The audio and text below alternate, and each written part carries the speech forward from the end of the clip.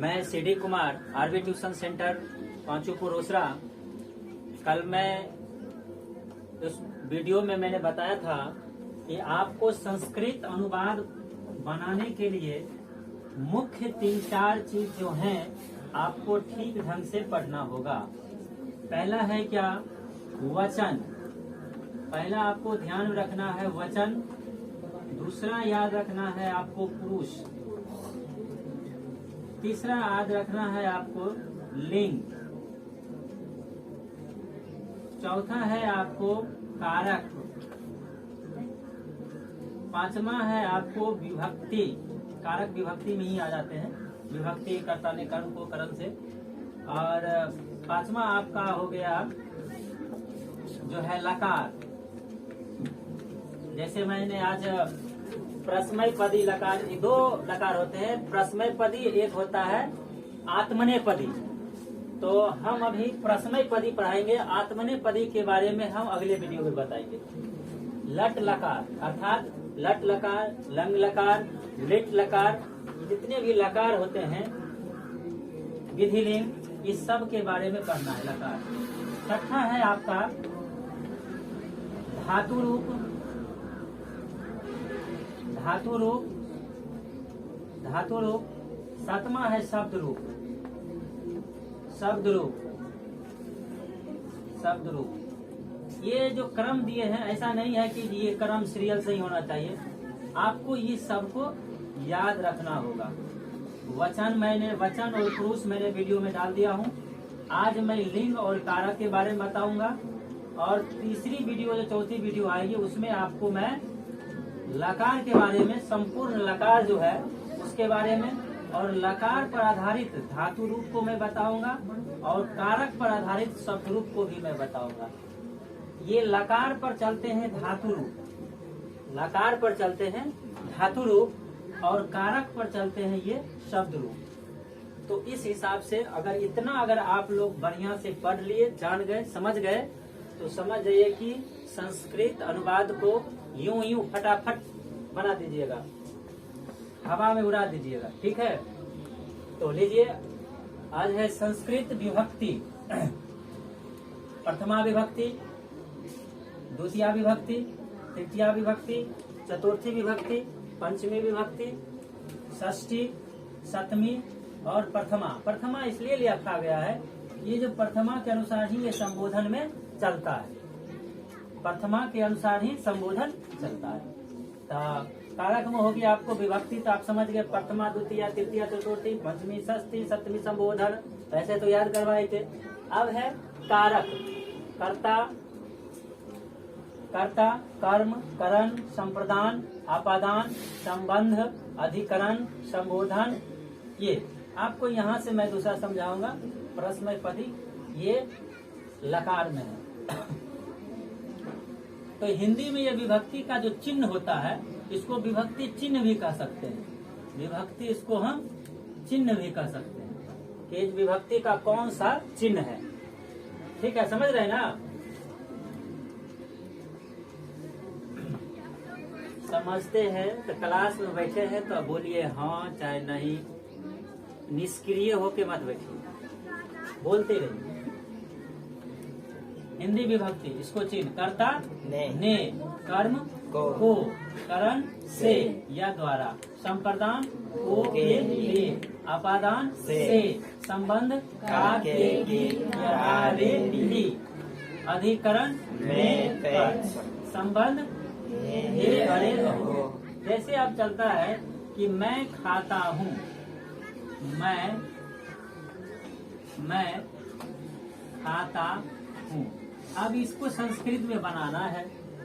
तो हम जानते हैं कि खाता है ये लकार पर है, और लकार में देखते हैं कि तो मैं कौन सा पुरुष होगा बताइए। तो कल मैं पढ़ाया था लकार, ये पुरुष कौन सा होगा? मैं कौन सा पुरुष होगा? उत्तम पुरुष। उत्तम पुरुष। कौन सा वचन होगा? एक वचन। तो उत्तम पुरुष एक वचन में आपने पढ़ा है मैंने का अहम होता है। क्या होता है? कल पढ़ाए थे अहम माम माया मई मत मम मई रे। अहम मैं, अहम का क्या होता है? मैं। तो कल के वीडियो में आपने पढ़ा था क्या? अस्मद और इस्मत। तो मैं तो यहाँ पर क्या होगा? अहम। देखिए अहम हो गया, तो मैं ने, इसका हो गया मैं ने, तो कर्ता ने आता है, तो मैं का मतलब होता है मैं ने पहला, है ना, इसलिए अहम लगाइए। अब खाता हूँ, तो ता है, ये वर्तमान काल देखिए ता है। और कौन सा वचन है? तो एक वचन, देखिए यहाँ एक वचन यहाँ पर है ना, पुरुष, उत्तम पुरुष, एक वचन देखिए क्या लिखा हुआ है? में। और ये धातु रूप चलता है किसका? खद का। खद चलता है खादती, तो यहाँ क्या हो जाएगा? खदामी। क्या होगा? खदामी। क्या हो जाएगा? अहम खदामी। क्या हो जाएगा? अहम खदामी, मैं खाता हूँ। तो जब तक आपको वचन, देखिए सबका प्रयोग हुआ, वचन, पुरुष, लिंग, कारक, लकार, धातु, शब्द, ये सभी का प्रयोग होगा। अगर आपको संस्कृत व्याकरण में, अगर आप ट्रांसलेशन, आप उसका अनुवाद, संस्कृत अनुवाद अगर आप जानना चाहते हैं, संस्कृत अनुवाद को बढ़िया से पढ़ना चाहते हैं, बनाना चाहते हैं, तो आपको वचन, पुरुष, लिंग, कारक, लकार, धातु रूप और शब्द रूप, ये सभी को कंठस्थ याद करना पड़ेगा, समझना पड़ेगा, तब होगा। तो आप पहले कारक के चिन्ह को याद कर लें। कर्ता ने कर्म को करण से, संप्रदान को के लिए, अपादान से, संबंध का के की, अधिकरण में पर या पै, संबोधन हे अरे अहो। अब इसमें आता है लिंग के बारे में। आप लिंग कैसे पहचानेंगे? लिंग को कैसे पहचानेंगे? जिससे पुम यानी पुरुष वर्ग, स्त्री वर्ग और नपुंसक वर्ग का बोध होता है, उसे लिंग कहते हैं। जिससे स्त्री, पुरुष और नपुंसक लिंग का बोध होता है, उसको क्या कहते हैं? लिंग कहते हैं। संस्कृत में लिंग 3 प्रकार के होते हैं। संस्कृत में लिंग कितने प्रकार के होते हैं भैया? 3 प्रकार के। संस्कृत में लिंग कितने प्रकार के? 3 प्रकार के। और हिंदी में 3 प्रकार के। हिंदी में भी क्या होता है? 3 प्रकार के। 3 प्रकार के। उसमें भी स्त्रीलिंग, पुल्लिंग और नपुंसक लिंग। नपुंसक। संस्कृत में 3 होते हैं लिंग, पुल्लिंग, स्त्रीलिंग और नपुंसक। चलिए पुल्लिंग के बारे में हम पढ़ेंगे, आपको हिंदी में भी काम देगा। हिंदी में, हिंदी व्याकरण में भी ये बहुत ही सुंदर रोल अदा करता है। पुल्लिंग, जिससे पुरुष वर्ग के शब्दों का बोध हो, जिससे पुरुष, जिस शब्द से लगे कि यह पुरुष है, वो पुल्लिंग होगा। जैसे गजा, हाथी, मेघ, पर्वत, त्यागः, विजयः, बालकः, नरः, विश्रामः, वरिधिः, पोषकः, सेवकः इत्यादि, ये सभी पुल्लिंग है। ये सभी कौन है? पुल्लिंग है। जैसे राम, मोहन, हनुमान, अंगद, है ना, रावण, विभीषण, ये सब क्या है? पुल्लिंग है। क्या है? पुल्लिंग है। चलिए अब आते हैं स्त्रीलिंग। स्त्रीलिंग, जिससे स्त्री वर्ग का बोध हो। स्त्री औरत समझते हैं ना, लेडीज, हाँ वही वही स्त्रीलिंग है ना। जैसे पुरुषों का गर्लफ्रेंड कौन होता है? स्त्रीलिंग होता है ना, हाँ वही। चलिए स्त्रीलिंग, जिससे स्त्री वर्ग के शब्दों का बोध हो, जिससे स्त्री वर्ग के शब्दों का बोध हो। जिसको स्त्री समझ में नहीं आता है, समझो वो पुरुष नहीं है। देखो अब, उससे स्त्रीलिंग कहते हैं। उसे क्या कहते हैं? स्त्रीलिंग। जिससे स्त्री वर्ग का बोध हो, उसे स्त्रीलिंग कहते हैं। जैसे रमा, रमा शब्द रूप आपको यूट्यूब पर मिल जाएगी, हमारे चैनल पर, है ना। रमा, है ना। लता, स्त्रीलिंग शब्द रूप दिए हुए हैं, लता। मति, संपत्ति, नदी, लक्ष्मी, लक्ष्मी पूजा के शुभ अवसर पर मैंने रमा शब्द रूप दिया था। रात्रि, शांति, रचयित्री, नेत्री, नेत्री, है ना। नेत्री जो अभिनेत्री होती है ना, जो सिनेमा उनामा में ज्यादा लिपस्टिक पाउडर लगा के डांस करती रहती है, हीरोइन। हाँ हीरोइन, अंग्रेजी में कहते हैं हीरोइन, वाह वाह, है ना। नेत्री, अमावस्या और शक्ति, कृति, याद रखिएगा। कोई पूछे कीर्ति कौन सा स्त्रीलिंग है, तो स्त्रीलिंग है ना। कौन सा लिंग है? कीर्ति स्त्रीलिंग है ना। आसक्ति कौन सा है? स्त्रीलिंग है ना। अस्तुतः है ना, अस्तुतः ये क्या हो जाएगा? ये स्त्रीलिंग। आप आते हैं नपुंसक लिंग के बारे में। नपुंसक जिससे नपुंसक के शब्दों का बोध हो, जिससे क्या हो? नपुंसक, यानी ये पता न चले कि ये स्त्री है कि पुरुष है। जिससे यह पता न चले कि ये स्त्री है कि पुरुष है ना, उसको हम नपुंसक कहते हैं। नपुंसक कहते हैं। जिससे नपुंसक लिंग का बोध हो उसे नपुंसक लिंग कहते हैं। जैसे फलम, अगर कोई फल दे दे और कह दे कि स्त्रीलिंग है कि पुल्लिंग है, तो वो समझ में नहीं आ रहा है, वो पता नहीं चल रहा है। तो ये फलम, ज्ञानम, अध्ययनम, जीवितम, स्थलम, बीजम है ना, तृतीयम, त्रयम, शतम, देवत्वम है ना। देवत्वम, देवत्वम, देव देखकर घबराइएगा नहीं कि ये पुल्लिंग में चला जाएगा, ये नपुंसक देवत्वम, ठीक है।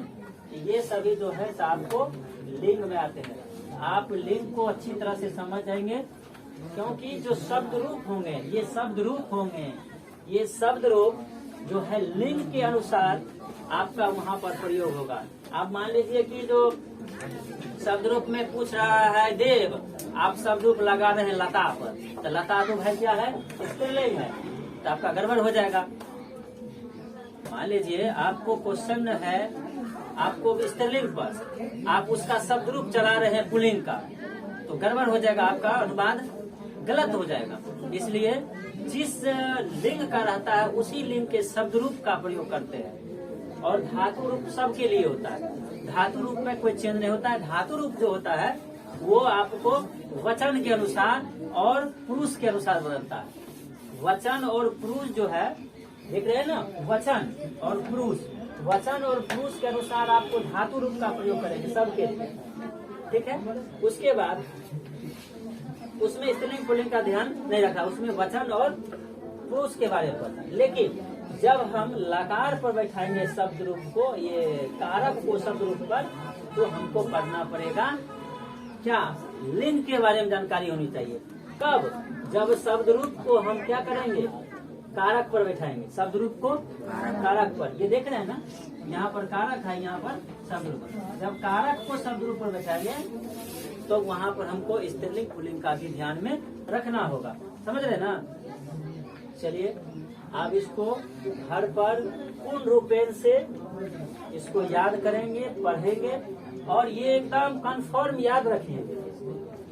आपको अगर हिंदी से संस्कृत अनुवाद अगर आपको करना है, हिंदी से संस्कृत अनुवाद करना है, तो आप इसको पूर्ण रूप से पढ़ना होगा। वचन, पुरुष, लिंग, कारक, लकार, धातु रूप, शब्द रूप, ये 7 गो है। ये रामबाण इनाज है, और इसी से आप जो है पूर्ण रूप से आप सीख जाएंगे, समझ जाएंगे कि हमको संस्कृत अनुवाद किस तरह से बनाएंगे। तो आज का क्लास यहीं तक रहा, और आप लोग इसको याद करेंगे। और ये रहा, देखिए, प्रश्नयपदी, एक होता है आत्मनेपदी।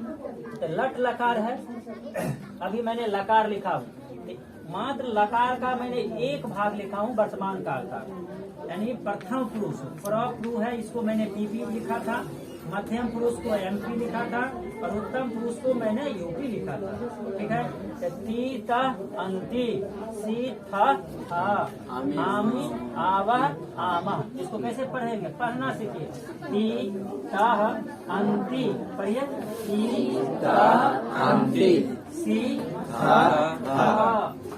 आमी आवह आमह, इसको ऐसे भी लिख सकते हैं, आमी आवह आमह, ऐसे भी लिख सकते हैं, ठीक है।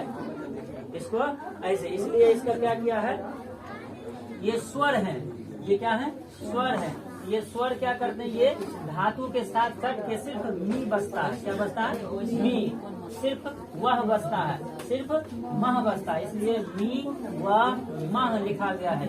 इसके साथ में आमी आवा आमह है, ठीक है। आमी क्या बोलते, आमी आमा है, तो इसको याद करेंगे आप। तीता अंति सीता था आमी आवा आमा, है ना। तीता अंति सीता था आमी आवा आमा। तो प्रथम पुरुष, मध्यम पुरुष, उत्तम पुरुष। अच्छा, मध्यम पुरुष में कौन कौन आते हैं बोलिए आप लोग। मध्यम पुरुष कौन कौन होते हैं? तुम लोग, तुम सभी, ये सब कौन होते हैं? मध्यम पुरुष। कोई नाम हो तो कौन सा पुरुष होंगे? प्रथम पुरुष। कोई नाम हो तो प्रथम पुरुष। प्रथम पुरुष को और सा कौन सा बात बोलते हैं? अन्य पुरुष। प्रथम पुरुष को और भी क्या कहते हैं? अन्य पुरुष। और उत्तम पुरुष में कौन आते हैं? उत्तम पुरुष मैं, हम सब, हमारा, हमारी, हम सभी, हम लोगों का, हम दोनों, ये सब कौन आएंगे? और जितने भी नाम है, जितने भी नाम है वो कौन सा पुरुष होंगे? जितने भी नाम होंगे प्रथम पुरुष। ठीक है, चलिए इसको आप बढ़िया से याद करेंगे, लिखेंगे, है ना। सबसे ज्यादा है इसको लिख करके याद करें। और ये याद करें, जैसे पूछ देगा हिंदी विभक्ति से किस विभक्ति में आता है? तृतीया विभक्ति में। हम पूछेंगे के लिए कौन से विभक्ति में आता है? चतुर्थी में। हम पूछेंगे अपादान का चिन्ह क्या होता है? से। अगर पूछा जाए अधिकरण का चिन्ह क्या होता है? मैं। अगर कर्ता का चिन्ह क्या होता है? ने। कर्म का चिन्ह को। और कर्म को कौन सा विभक्ति है? द्वितीय विभक्ति। कौन सा है? द्वितीय विभक्ति। अधिकरण कौन सा विभक्ति है? अधिकरण सप्तमी विभक्ति। सप्तमी विभक्ति। और संबोधन कौन सा विभक्ति चलता है? प्रथमा के अनुसार। प्रथमा के अनुसार। अच्छा, करण कारण कौन सी विभक्ति होता है? तृतीय विभक्ति। अगले वीडियो में दूंगा। इससे अगला मैं ये भी बताऊंगा कि करण कारक और कर्ता क्या है? कर्ता ने कर्म को करण से और एक अपादान से, यानी तृतीया विभक्ति और पंचमी विभक्ति में क्या अंतर है? परीक्षा का भी है question, very very important question है, पूछा जाता है ना। करने तृतीया और अपादाने पंचमी, करने तृतीया अपादाने पंचमी का मुख्य अंतर बतावें। तो मैं आगे ये भी दोनों को मैं समझाने वाला हूँ। इसको भी समझना है और ये भी समझना जरूरी है, क्योंकि संस्कृत अनुवाद बनाने के लिए ये दोनों का भी अहम भूमिका होता है। क्योंकि भाई यहाँ भी से है और यहाँ भी से है, तो दोनों का से कहाँ कहाँ प्रयोग करेंगे ये भी ध्यान में रखना पड़ता है संस्कृत अनुवाद को बनाने के लिए। ठीक है, चलिए आप इसको आप लोग बढ़िया से सुंदर ढंग से याद कर लेंगे।